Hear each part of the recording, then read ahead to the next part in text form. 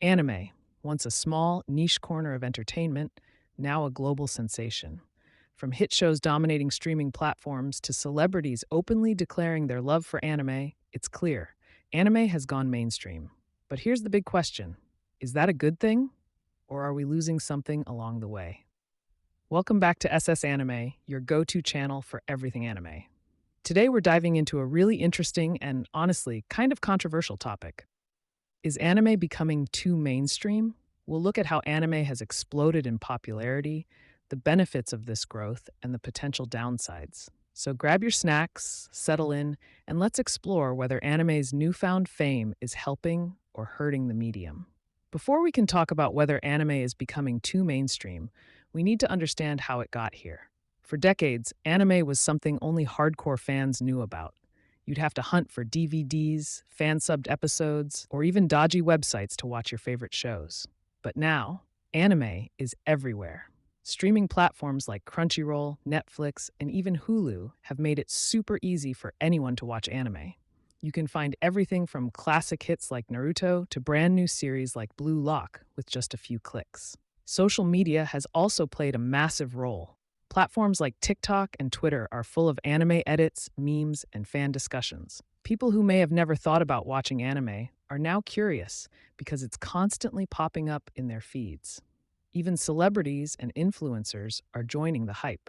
From Billie Eilish designing anime inspired merch to Hollywood making live action adaptations, anime is no longer just an underground thing, it's a global phenomenon.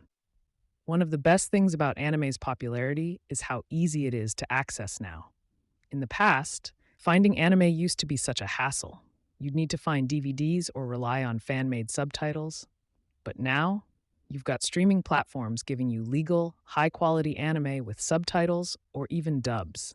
Whether you're in Japan or halfway across the world, you can watch anime as soon as it's released.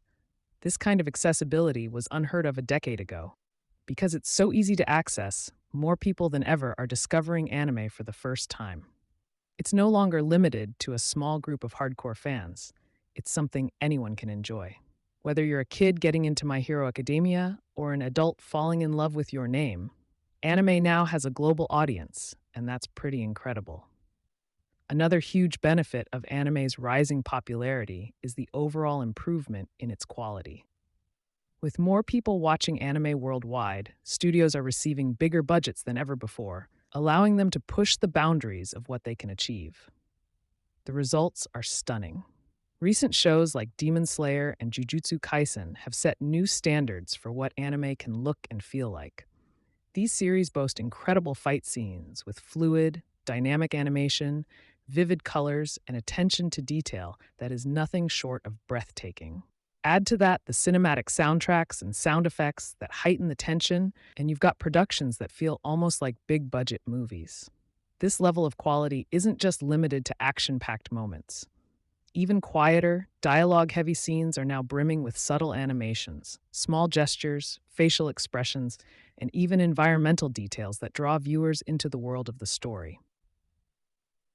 These enhancements are possible because studios now have the resources and confidence to invest in top tier animators, artists, and voice actors.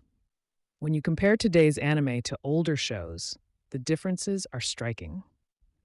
While older anime certainly had their charm and unique style, they often lacked the polished visuals and production values that modern audiences have come to expect.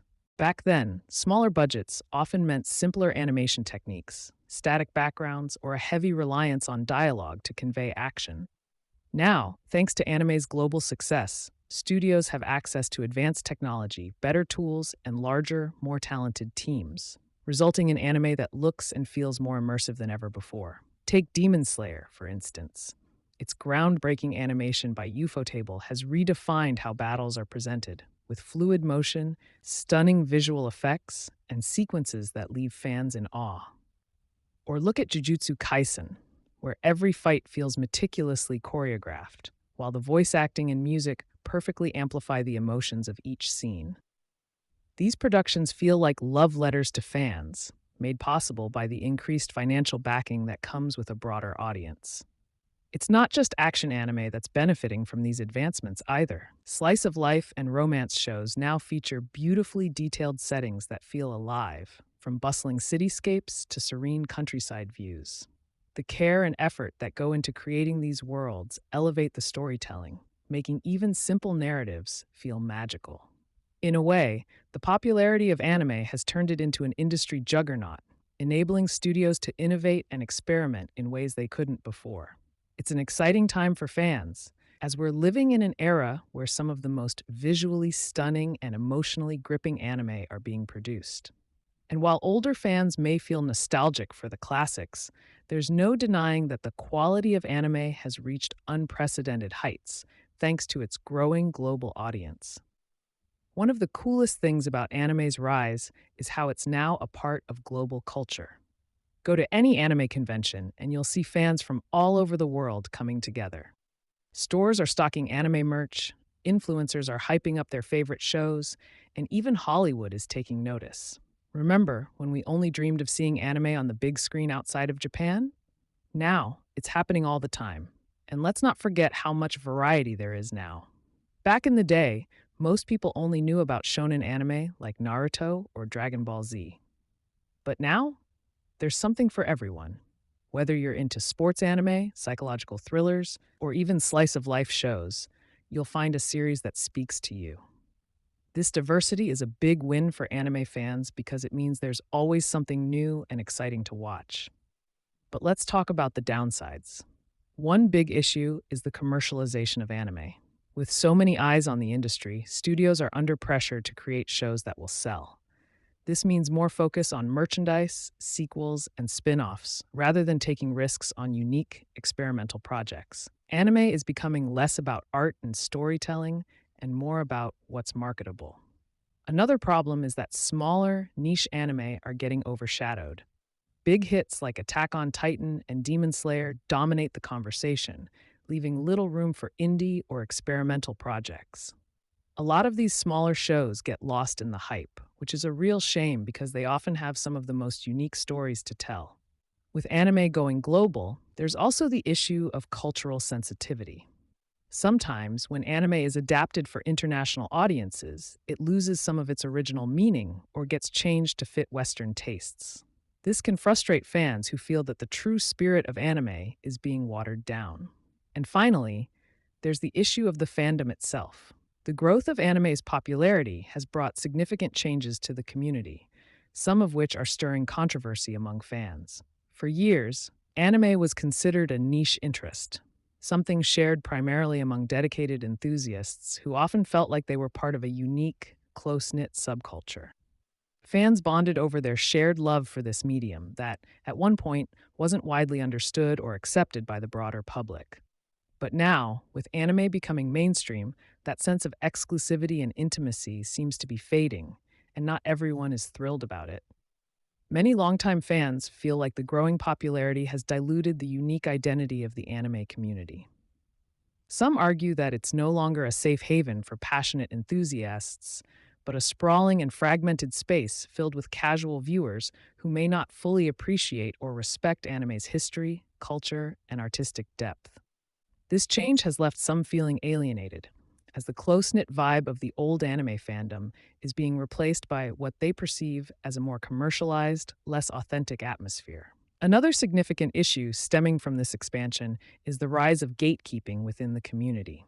As more people join the fandom, some veteran fans feel the need to protect it, believing that new viewers don't deserve to call themselves real fans unless they meet specific, often arbitrary criteria, such as having watched a certain number of shows or appreciating only the classics. This behavior creates an unwelcoming environment, especially for newcomers, and turns what should be an inclusive space into a battleground of elitism and exclusion. Toxic behavior online has also spiked as the fandom grows. Social media platforms are rife with arguments over opinions on shows, character choices, or even how anime should be consumed, subbed or dubbed, for instance. Heated debates that could have once been friendly now escalate into outright hostility, with fans harassing each other over differing viewpoints. It's ironic that something as joyful as anime, meant to entertain and bring people together, is now often a source of division and negativity. Despite these challenges, some fans see the growing diversity in the community as a positive sign. They believe that as more people discover anime, the fandom becomes richer with different perspectives and ideas, leading to deeper discussions and broader appreciation for the medium. However, the transition from a niche subculture to a mainstream phenomenon is far from smooth, and these growing pains are likely to persist as anime continues to expand its global reach. So, is anime becoming too mainstream? It's hard to say. There are clear benefits like better accessibility, higher quality, and more diversity. But there are also challenges like commercialization and the loss of niche titles. Ultimately, it's up to us as fans to support the kind of anime we want to see and ensure that it stays true to its roots. What do you think? Is anime's mainstream success a good thing, or are we losing what makes it special? Let me know in the comments below. Thanks for watching SS Anime. Don't forget to like, share, and subscribe for more anime content. See you next time.